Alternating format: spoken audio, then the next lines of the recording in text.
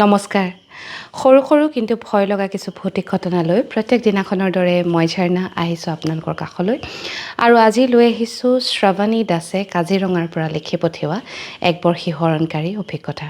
এই অভিজ্ঞতা আপোনালোকৰ আগত ব্যক্ত কৰাৰ আগতে অনুৰোধ কৰিছোঁ, যদিহে আপুনি মোৰ ইউটিউব চেনেলটো এতিয়া ছাবস্ক্ৰাইব কৰা নাই, যদি বেয়া নাপায় ছাবস্ক্ৰাইব কৰি থ'ব। ইনষ্টাগ্ৰামত থকা একাউণ্টটো ফ'ল' কৰিবলৈ নাপাহৰিব। আৰু ফেচবুকৰ পেজখনো যদি এতিয়ালৈকে ফ'ল' কৰা নাই, তাকো কৰি থ'ব, যাতে মোৰ ভিডিঅ' অহাৰ লগে লগে আপোনালোকে এটা ন'টিফিকেশ্যন পায়। এতিয়া আগবাঢ়োঁ শ্ৰাৱণীৰ অভিজ্ঞতাৰ ফালে। তেওঁ কাজিৰঙাৰ এখন চাহ বাগানৰ এছিষ্টেণ্ট মেনেজাৰ। এই বাগানখন অসমৰ এজন বিৰাটেই ডাঙৰ পলিটিচিয়ানৰ বাগান। সেই বাগানখনত তেওঁ জইন কৰা আজি 6 মাহমান হ'ল। আৰু তেওঁক বৰ ডাঙৰ এটা বাংলো দিয়া হৈছিলে থাকিবৰ কাৰণে। তেওঁৰ লগত আৰু এগৰাকী সহকৰ্মীক দিলে। তেওঁ লেডি যে আছিলে, দুয়োগৰাকীয়ে দুটা ছেপাৰেট ৰুম ল'লে, কিন্তু যিহেতু বাংলোটো বহুত বেছি ডাঙৰ আছিলে, সেয়েহে তেওঁলোক দুয়োজনী একেলগেই থাকে। এদিনাখন তেওঁৰ সহকৰ্মীগৰাকী আৰু তেওঁৰ যিজন ছুপাৰিণ্টেণ্ডেণ্ট আছিলে, ছুপাৰভাইজাৰ আছিলে, তেওঁলোকক গুৱাহাটীলৈ তেওঁলোকৰ মালিকে মাতি পঠিয়ালে কিবা এটা বিশেষ ডিছকাশ্যনৰ কাৰণে, আৰু ইমিডিয়েট মাতি পঠিয়ালে। সেয়েহে তেওঁলোক কাজিৰঙাৰ পৰা গুৱাহাটীলৈ গ'ল। আৰু তেওঁলোকৰ এগৰাকী হেল্পাৰ আছিলে জোনমণি বুলি। জোনমণিয়ে সাধাৰণতে হাউচকিপিঙৰ কামখিনি কৰে আৰু সন্ধিয়া 7মান বজাত তেওঁ ঘৰলৈ গুচি যায়। সেইদিনাখনো শ্ৰাৱণীক যোৱাৰ আগতে জোনমণিয়ে মাত লগাই কৈছে, বাইদেউ কিবা দৰকাৰ হ'লে মোক আপুনি ফোন কৰিব, মই ওচৰতে থাকোঁ, আহি যাম। তাৰপিছত শ্ৰাৱণীৰ বহুত বেছি কামৰ প্ৰেছাৰ, যিহেতু লগৰজনীও ৰাতিপুৱাই গুৱাহাটীলৈ বুলি গ'ল, গতিকে তাই কামখিনিও কৰি আছে। আৰু অফিচ শেষ কৰি ৰুমলৈ বহুখিনি ফাইল তেওঁ লৈ আহিছে। আৰু তেওঁ বিচনাতে বহি, বেডৰুমৰ বিচনাতে বহি চাই আছে, ফাইলবোৰৰ কাম কৰি আছে। তেতিয়া শ্ৰাৱণীয়ে অনুভৱ কৰিছে তেওঁৰ যিটো বেডৰুমৰ যিটো লক, সেই লকটো হেণ্ডেলডাল কোনোবাই খুলিবলৈ চেষ্টা কৰিছে, তললৈ হৈ যায় যে। শ্ৰাৱণীয়ে স্পষ্ট দেখিছে হেণ্ডেলডাল তললৈ নামি গৈছে। তাই কোনোবা আহিছে বুলি ভাবি ঘপককৈ উঠি গৈ দৰজাখন খুলি চাইছে, কোনো নাই। আৰু তেওঁ ইমান খৰকৈ গৈছে যে কোনোবাই ঘপককৈ নাইকিয়া হৈ দিয়াটো সম্ভৱেই নহয়। আৰু তেওঁলোকৰ বাংলোটো যিহেতু কৈছোৱে এজন বৰ ডাঙৰ পলিটিচিয়ানৰ বাগানৰ বাংলো, গতিকে ছিকিউৰিটি বিৰাট টাইট, যিকোনো মানুহ তাৰ ভিতৰলৈ সোমাব নোৱাৰে। তাৰপিছত ভাবিলে হয়তো চাগে তেওঁৰ যিজন কুক তেওঁ আহিব পাৰে বা কিবা। আকৌ ৰুমত গৈ তেওঁ কাম কৰাত ব্যস্ত হ'ল। এইবাৰ তেওঁ বেডৰুমৰ বিচনাখনৰ লগতে থকা খিৰিকীখনত শব্দ এটা শুনিছে, কোনোবাই যেন দৌৰি গৈছে। আৰু দৌৰটো এনেই নহয়, কোনোবাই যেন পায়েল পিন্ধি দৌৰ মাৰি পাৰ হৈ গৈছে বাওঁহাতৰ পৰা সোঁহাতলৈ। তাৰপিছত 1 ছেকেণ্ডৰ পিছতে আকৌ অপজিতে থকা খিৰিকীখনত সেই শব্দটো শুনিছে। একেজন মানুহে এখন খিৰিকীৰ পৰা সেইখন খিৰিকীলৈ 1 ছেকেণ্ডৰ ভিতৰতে যাব পৰাটো সম্ভৱেই নহয়।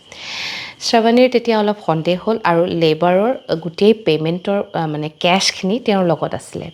তেওঁ ভাবিলে হয়তো চাগে চোৰ আহিছে বা ডকাইত আহিছে। সেয়েহে তেওঁ প্ৰথমে তেওঁৰ ৰুমমেটক ফোন কৰিলে। ৰুমমেটে তেতিয়া ক'লে, তই এটা কাম কৰ, জোনমণিক মাতি পঠিয়া, হাউচকিপিঙৰ যিজনী আছিলে ছোৱালী, তাইক মাতি পঠিয়াব ক'লে, আজি তই তাইৰ লগতে থাক, তাইক তোৰ লগত থাকিবলৈ মাতি পঠিয়া। আৰু শ্ৰাৱণীয়েও জোনমণিক ফোন কৰি মাতি পঠিয়ালে। জোনমণি আহিলে। তাৰপিছত অলপ দেৰি দুয়োজনে কথা পাতি আছে, তাই কাম কৰি আছে শ্ৰাৱণীয়ে। তাৰপিছত 9:30মান বজাত তেওঁলোকৰ ডিনাৰ ৰেডি হ'ল, গতিকে ডাইনিং হলত গৈ তেওঁলোকে ভাত পানী খাই শুবলৈ বুলি আহিলে। কিন্তু তেতিয়াও শ্ৰাৱণীৰ বহুতখিনি কাম বাকী আছিলে। আৰু ৰুমত এখন সৰু ছিংগল বেড আছে, তাতেই জোনমণি শুব। কিন্তু জোনমণিয়ে শ্ৰাৱণীৰ বিচনাৰ ওচৰতে মাটিতে বহি মোবাইল টিপি আছে। আৰু তেতিয়া আকৌ সেই শব্দটো শুনা পাইছে। আৰু এইবাৰ অলপ বেছি ফ্ৰিকুৱেঞ্চিটো অলপ বেছি, পায়েল পিন্ধি দৌৰি যোৱাৰ শব্দ।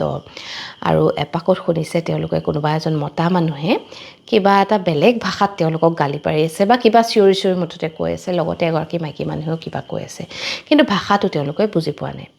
শ্ৰাৱণীয়ে তেতিয়া ধৰিব পৰা নাই। তাই জোনমণিক কৈছে, এইটো নিশ্চয় চোৰেই হ'ব লাগিব। তেতিয়া জোনমণিয়ে এপাকত কি কৰিলে, মোবাইলত হনুমান চালিচাখন বজাই দিলে।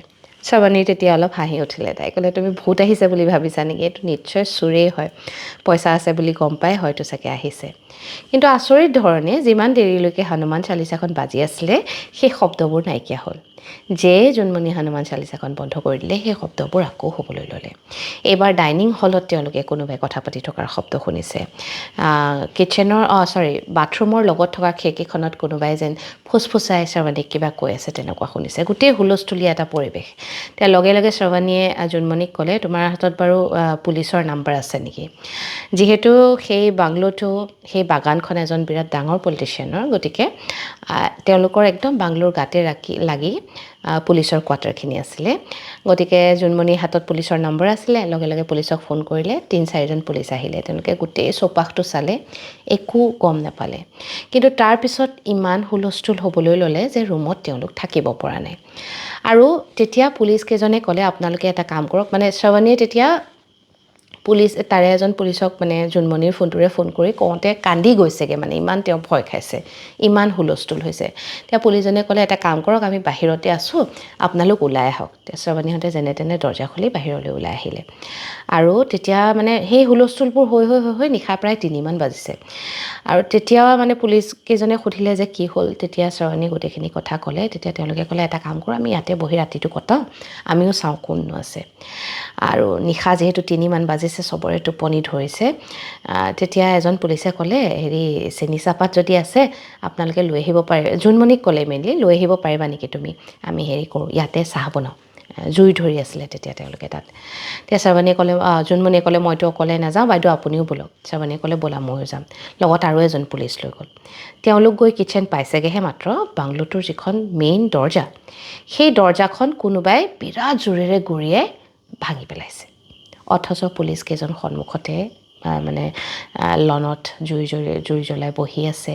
তেওঁলোকে কাকো যোৱাও দেখা নাই, কোনো অহাও দেখা নাই। দৰ্জাখন নিজে নিজে বিৰাট জোৰত পৰি গৈছে।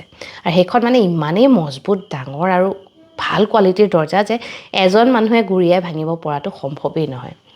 সেই ঘটনাটো ঘটাৰ পিছত সকলোৱে বিৰাট বেছি ভয় খালে আৰু গোটেই ৰাতিটো তেওঁলোকে উজাগৰে বাহিৰত কটালে। ৰাতিপুৱা ঠিক 5-6 বজালৈকে, যেতিয়ালৈকে সম্পূৰ্ণভাৱে পোহৰ হোৱা নাই। পোহৰ হোৱাৰ পিছত শ্ৰাৱণীহঁত ৰুমলৈ গৈছে। তাই বিৰাট বেছি ভাগৰ লাগিছে আৰু আচৰিত ধৰণে তাই বিৰাট জ্বৰ উঠিলে। একদম তুমুময় জ্বৰ, মানে 103-104, প্ৰায় এসপ্তাহমান তেওঁ তেনেদৰেই মানে জ্বৰত ভুগিলে। তাৰপিছত পিছে সেই বাংলোটোত শ্ৰাৱণীয়ে অকলে থকাৰ সাহ কৰা নাই। ৰুমমেট যদি নাথাকে, হয় তেওঁ মানে কাজিৰঙাৰ বেলেগ কোনোবা ৰাস্তাৰ লগতে লাগি থকা ৰিজৰ্টত থাকে, বা জোনমণিক মাতি আনে, তেওঁ লগতেই যায় লগৰগৰাকীৰ লগত। এই ঘটনাটো ঘটা আজি প্ৰায় 6 মাহমানেই হ'ল। এতিয়া অলপ অভ্যস্তও হৈ গৈছে, কিন্তু তাৰ মাজতো মাজে মাজে তেওঁলোকে সেই শব্দবোৰ শুনে। আৰু পিছত আচলতে শ্ৰাৱণীহঁতে গম পালে যে সেই ঠাইটুকুৰ মানে বাগানখন হোৱাৰ আগতে অটব্য অৰণ্য আছিলে। আৰু যিবোৰ মানে ডকাইতি কেছ হয় বা মাৰ্ডাৰ কেছ হয়, তাত বহুত মানুহক এনেই পেলাই মাৰিছিলে, মানে পেলাই দিছিলে মৃতদেহবোৰ। আৰু এখন কাৰ্বি গাঁও আছিলে ওচৰতে, সেই কাৰ্বি গাঁওখনৰ শ্মশান আছিলে সেই ঠাইটুকুৰত হেনো। কিন্তু পানীৰ দামত সেই মাটিটুকুৰ কিনি সেই প্ৰতিপত্তি সম্পন্ন পলিটিচিয়ানজনে তাত ডাঙৰ বিশাল মানে চাহ বাগান কৰিছে। আৰু শ্ৰাৱণী শেষত কৈছে যে তেওঁৰ নামটো ল'বলৈ নক'লে, মোক আচলতে লিখি পঠিয়াইছে কাৰ বাগান সেইখন, কিন্তু মোক নামটো ল'বলৈ মানা কৰিছে, সেয়েহে ময়ো ল'ব নোৱাৰিম। কিন্তু এই ঘটনাটো ঘটা আজি বেছি দিন হোৱা নাই, প্ৰায় 8 মাহমানহে হৈছে। কিন্তু এই ঘটনাটোৰ প্ৰত্যেকটো ক্ষণ আজিও শ্ৰাৱণী আৰু জোনমণিৰ মনত জল পট। বৰ আচৰিত এটা ঘটনা। আচলতে এনেকুৱা বাংলোৰ বহু ঘটনা মই আগতেও শুনিছোঁ। পুৰণা যিবোৰ বাংলো থাকে, চাহ বাগানৰ বাংলো থাকে, ব্ৰিটিছৰ দিনৰ বাংলো থাকে, তাত বহুত ঘটনা আছে। আপোনালোকে শুনিছে নেকি বাৰু? যদি শুনিছে, এই ভিডিঅ'টোৰ তলত কমেণ্ট কৰিবলৈ নাপাহৰিবচোন। আৰু আপোনাৰ যদি কিবা অভিজ্ঞতা আছে যিটো মোৰ লগত শ্বেয়াৰ কৰিব বিচাৰে, তেনেহ'লে মোৰ মেছেঞ্জাৰত গৈ এটা মেছেজ কৰিব। আজিৰ এই ঘটনা ইয়াতেই সামৰিছোঁ। কাইলৈ নিশা এক নতুন অভিজ্ঞতা লৈ আপোনাৰ কাষ চাপিম। আজিলৈ আহিছোঁ। শুভৰাত্ৰি।